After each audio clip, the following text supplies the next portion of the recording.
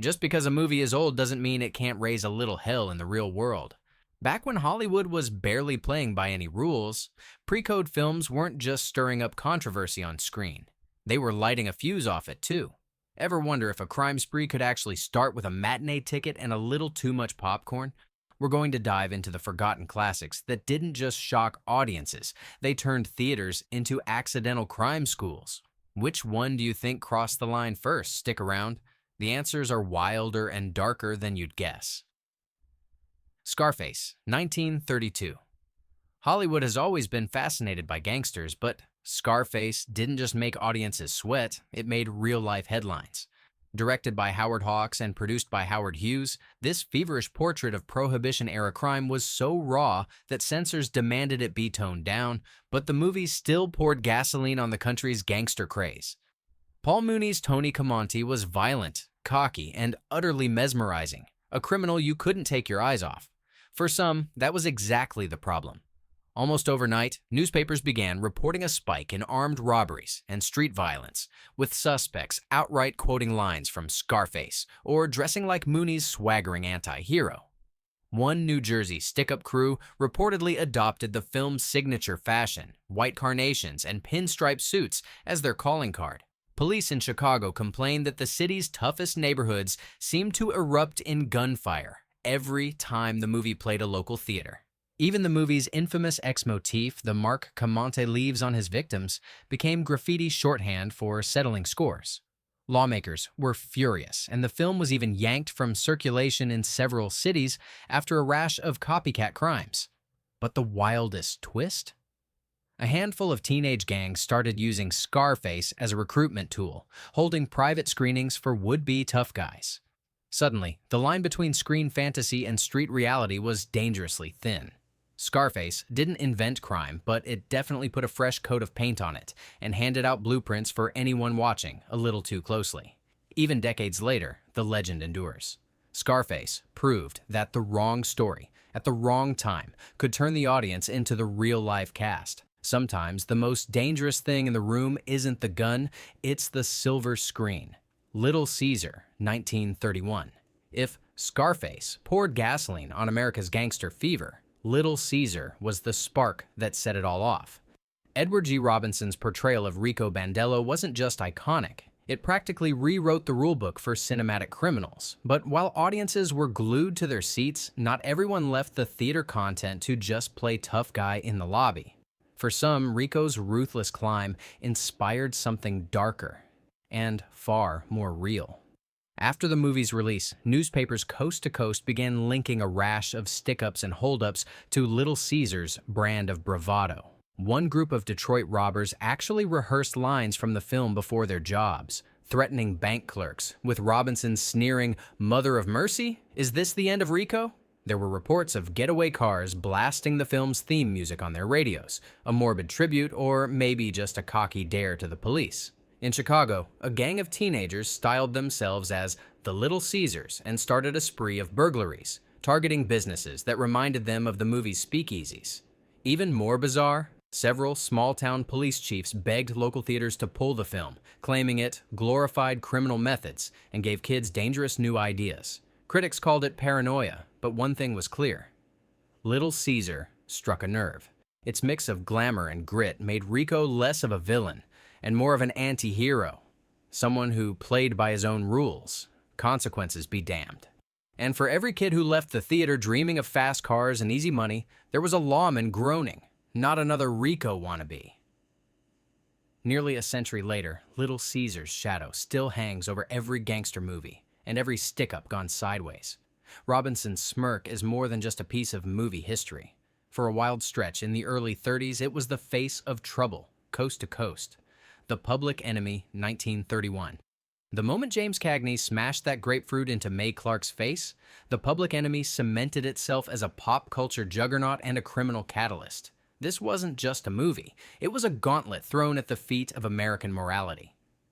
Cagney's Tommy Powers didn't whisper about breaking the law, he made it look like a shortcut to the American dream, delivered with a crooked smile and a Tommy gun. Audiences walked out buzzing, critics clutched their pearls, and not long after, police blotters across the country started seeing a familiar pattern.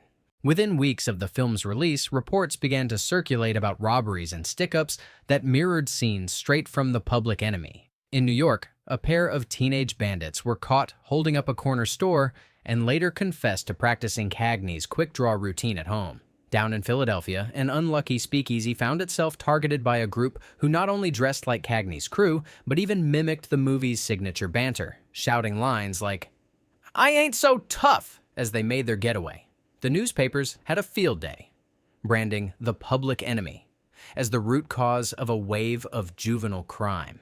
Law enforcement officials lobbied to have the film pulled from theaters, arguing that its unapologetic depiction of gangster life was turning otherwise ordinary kids into headline-chasing desperados. And here's the kicker. When Cagney visited a New Jersey reform school for a photo op, the warden supposedly joked that half the boys there thought he was a role model. The Public Enemy blurred the line between cautionary tale and criminal playbook. Its electric energy didn't just stay locked on the screen, it crackled into the real world, inspiring a generation to trade baseball bats for Tommy guns, at least in their own minds. In a decade that romanticized outlaws, Cagney's performance made Breaking Bad look like the biggest thrill ride in town. Night Nurse 1931. Hospital corridors have always been filled with secrets, but after Night Nurse hit the silver screen, those shadows got a little longer and a whole lot more sinister. Barbara Stanwyck's fearless nurse-turned-detective wasn't just breaking hearts, she was breaking rules, exposing a rotten underbelly of medical corruption that had audiences whispering in the dark. But while most moviegoers left clutching their popcorn, one real-life nurse saw the film as more than just a thriller. It was an instruction manual. In the summer of 1932, headlines blared about a copycat nurse who had been caught drugging and robbing her wealthy patients in a New York City hospital. The press quickly pointed fingers at Night Nurse, claiming the film's vivid scenes of nurses outsmarting doctors, sneaking morphine, and running dangerous double lives were too close to the real thing for comfort. Investigators discovered that the accused woman had seen the film multiple times and even bragged to a friend that she was as clever as Stanwyck's nurse. The public was scandalized. Hospital administrators went on damage control, and local theater owners found themselves in the hot seat. Some critics demanded that Night Nurse be pulled from screens, arguing that Hollywood was teaching the public how to commit the perfect inside job. For her part, Barbara Stanwyck publicly denounced the crimes, but the connection stuck, and the legend of Night Nurse only grew. The irony. The movie was meant as a pulpy warning about trusting the wrong people in white uniforms. But in the haze of the pre-code era, it wound up inspiring exactly the sort of headlines it claimed to condemn. In a world where the line between entertainment and influence was already thin, Night Nurse proved it could disappear completely with just one bad injection. 3 on a Match, 1932. On the surface, 3 on a Match is all glitz and heartbreak. Bette Davis, Joan Blondell, and Anne Dvorak swept up in a whirlwind of bad luck, betrayal, and New York nightlife. But lurking beneath the film's smoky glamour is a plot so dark, it cast a shadow into the real world. The film's most infamous turn? A desperate mother's descent into crime, kidnapping her own child and demanding ransom. It was a scene that sent shivers down every parent's spine, and, chillingly, gave some the worst kind of ideas. In the years immediately following the movie's release, law enforcement reported a disturbing spike in child abductions and ransom demands. One particularly harrowing case in Chicago involved a young woman who, after losing her job and her marriage, kidnapped her own child, sent threatening letters to her ex, and referenced a movie I saw that showed how to do it. The similarities were so blatant that local papers dubbed her the Match Girl, fueling speculation that 3 on a Match had provided the blueprint for her crime. The film itself didn't make things any easier. Pre-code Hollywood specialized in showing every ugly detail, desperate acts, dark motives, and the slippery slope from heartbreak to criminality. For some viewers already teetering on the edge, those scenes weren't a warning, they were a playbook.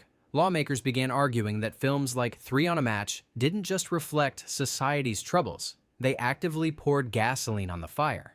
It's a testament to the film's raw power that, almost a century later, Three on a Match is still remembered not just for its style, but for the way it made audiences and a handful of desperate souls see how thin the line between tragedy and crime really is. In the roulette of life, sometimes all it takes is the wrong movie at the wrong moment to tip the balance. The Beast of the City, 1932. There are gangster films, and then there's The Beast of the City, a movie so ruthless, even MGM's censors flinched. Pitched as a Law and Order answer to the glamorized crime sagas of the era, this hard-edged thriller pitted police against mobsters in an all-out urban war. But in trying to show the dangers of gangster culture, it ended up stoking those very flames in the city streets. After its release, The Beast of the City found itself at the center of a media firestorm, got into a violent shootout just weeks after the film's premiere, and several witnesses swore the leaders had started quoting lines straight from the movie. In particular, the film's chilling mantra, "The city is a jungle and we're all just beasts," showed up in police interviews, graffiti, and even scrawled across a bullet-riddled speakeasy door. The local press ran wild. Headlines screamed that Hollywood was training a new generation of thugs. Politicians fumed, blaming the movie for giving criminals both the swagger and the blueprints for escalation. Theater owners in high-crime districts were begged to pull the film, while one enterprising cop even tried to introduce a movie curfew for teens. Meanwhile, The Beast of the City kept racking up box office numbers and controversy. The real kicker? One gang reportedly started using the film's signature hand signal, a fist slammed against the chest during robberies, treating it as both a calling card and a taunt to the authorities. For law enforcement, it was a nightmare. Every headline only made the movie more alluring, and every ticket sold meant one more kid idolizing life on the edge. In the end, The Beast of the City proved that even a film trying to warn against lawlessness can wind up feeding the legend. It's a cautionary tale, wrapped in gunsmoke, showing just how easily the line between hero and villain gets erased when the projector starts rolling. The Fingerpoints, 1931. Media sensationalism isn't a new invention, and The Fingerpoints knew it long before cable news did. This pulpy drama dug deep into the world of tabloid journalism, crime reporting, and the high price of chasing headlines. Richard Barthelmess stars as a naive reporter, caught between his conscience and the chance for a big scoop. But what started as a warning about press ethics soon spilled out into the real news in ways no one expected. Shortly after the movie debuted, New York's tabloids were rocked by a bizarre scandal. Two young journalists were caught staging a fake robbery to boost circulation and land their names in the city's biggest stories. When grilled by police, both admitted to being inspired by a movie. And while they never named it, editors and investigators alike pointed squarely at The Fingerpoints. The parallels were almost uncanny. Payoffs, faked scoops, and reporters crossing every line for a taste of notoriety. The revelation sent shockwaves through the press. Some editors denounced Hollywood for corrupting the news, while others doubled down, running breathless features about the blurred lines between fiction and reality. Meanwhile, the movie's box office soared, with audiences packing theaters to see the film that drove reporters mad. The scandal even made its way into journalism schools, where professors cited the incident as a cautionary tale about ambition gone wrong. But the fallout didn't stop at newsrooms. For months, police in other cities investigated tabloid stunts and questionable stories, always on the lookout for the next movie-inspired prank gone rogue. It was a perfect storm of media crime and movie magic, a reminder that sometimes the thirst for a headline is as dangerous as any criminal's gun. The Fingerpoints remains a case study in unintended consequences. It's proof that when the movies hold up a mirror to society, sometimes what looks back isn't just a reflection. It's an instruction manual for chaos. Freaks 1932. If there's a film on this list that truly rattled the cage of society, it's Freaks. Todd Browning's infamous carnival shocker didn't just push boundaries, it demolished them, leaving censors scrambling and audiences both fascinated and terrified. Yet, among all its controversies, the most disturbing legacy might be what it inspired outside the theater: a wave of cruelty masked as copycat fun. Following the film's release, sideshows and carnivals reported a string of assaults and harassment against their performers. In 1933, a circus in the Midwest made national headlines when a group of local teenagers, emboldened by a late-night showing of Freaks, began bullying and threatening the show's human oddities. Their taunts echoed the movie's infamous chant, "One of us, one of us," turning a cinematic symbol of community into a weapon of mockery. The violence escalated, tents slashed, property vandalized, and at least one performer injured in a scuffle that authorities directly tied to the movie's notoriety. The press jumped on the story, blaming Hollywood for teaching cruelty and dehumanizing those already suffering. Some towns even banned Freaks outright, fearing it was sparking a wave of bullying and outsider bashing. Meanwhile, the performers themselves, who'd hoped for new understanding after the film's release, found themselves under siege. Browning, who had intended the movie as a dark fable about acceptance, reportedly regretted ever bringing it to the screen. Instead of empathy, the world had learned a new chant and a new excuse to target the vulnerable. Freaks stands as a sobering example of how the wrong lesson taken from a work of art can spread far beyond the theater doors. In its aftermath, Hollywood learned that even well-meaning stories could be twisted into fuel for the worst kind of real-world cruelty. I Am a Fugitive from a Chain Gang, 1932. I Am a Fugitive from a Chain Gang didn't just break the mold, it broke the silence on one of America's ugliest secrets. Paul Mooney's searing performance as a man wrongfully imprisoned and brutalized by the chain gang system sent shockwaves through the country.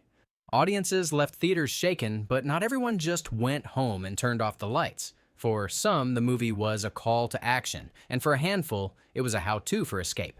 In the months following the film's release, prison officials reported a spike in attempted breakouts, many eerily similar to Mooney's daring flight through the swamps. One Georgia warden even claimed that inmates began organizing movie nights to watch and rewatch the film, taking notes on tactics and spirit.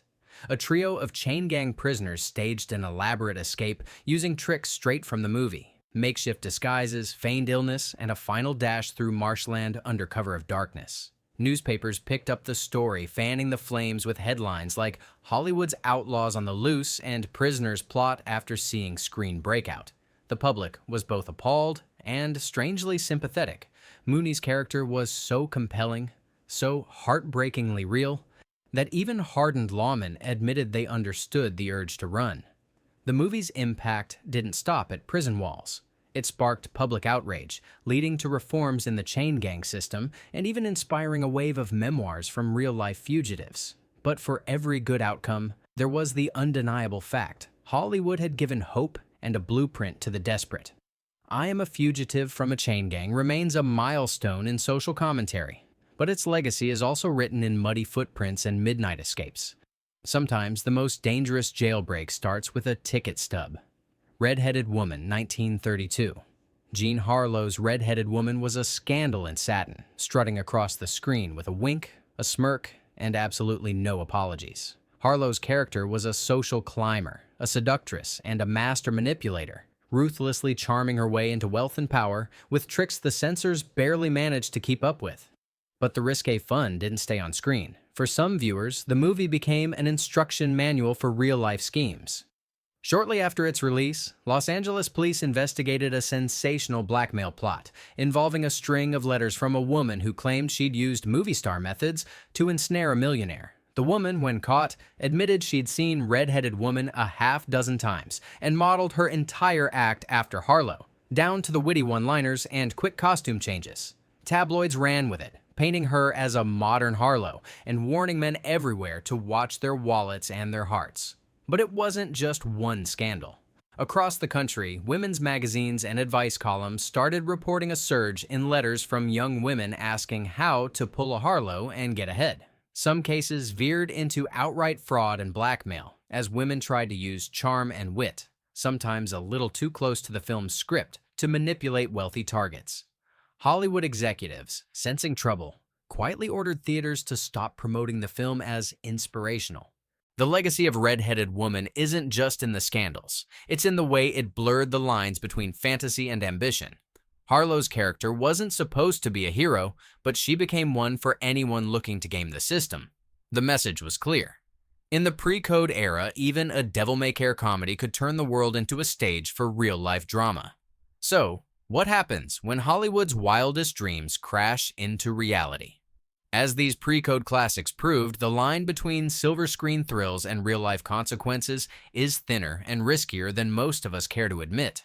Which films shocked you the most, or did we miss a legendary story you know about? Drop your thoughts in the comments, hit that like button if you love untold movie history, and make sure you subscribe for more dark dives into Hollywood's forgotten corners. Until next time, remember, what happens on screen doesn't always stay there. The real world is always watching.